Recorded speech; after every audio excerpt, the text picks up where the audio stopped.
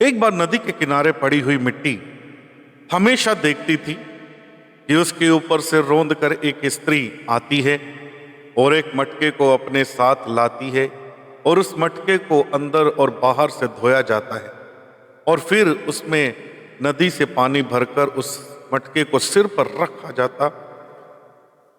यह देखकर यह जमीन की मिट्टी कहने लगी, आखिर वो मटका भी तो मिट्टी ही है और मैं भी मिट्टी हूं। मुझे पैरों तले रौंदा जाता है और वह मटका सिर पर चढ़कर बैठता है। इतना सम्मान मिलता है उसे, मैं भी मटका बनूंगी। और वह प्रार्थना करने लगी, प्रभु मुझे मटका बना दीजिए, मुझ पर कृपा कीजिए। और एक दिन वहां एक कुम्हार आता है और उस चिकनी मिट्टी को उठा करके ले जाता है, उसे अपने घर के बाहर डाल देता है। वह मिट्टी सूख जाती है। वो कहती है कि यहां मैं पत्थर बनने नहीं आई।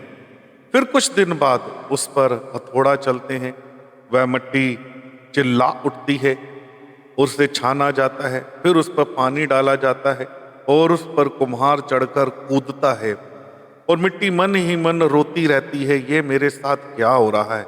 मैं तो मटका बनने आई थी, ये मेरे साथ कैसा व्यवहार किया जा रहा है।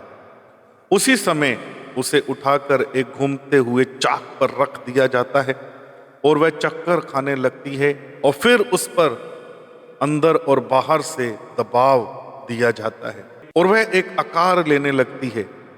अब उसे कुछ अच्छा लग रहा था, जैसा उसका सपना साकार हो रहा हो, लेकिन तभी उसे सुखाकर आग में डाल दिया जाता है और वह चिल्ला पड़ती, अरे मैं तो जल गई, अरे मैं तो खाक हो गई।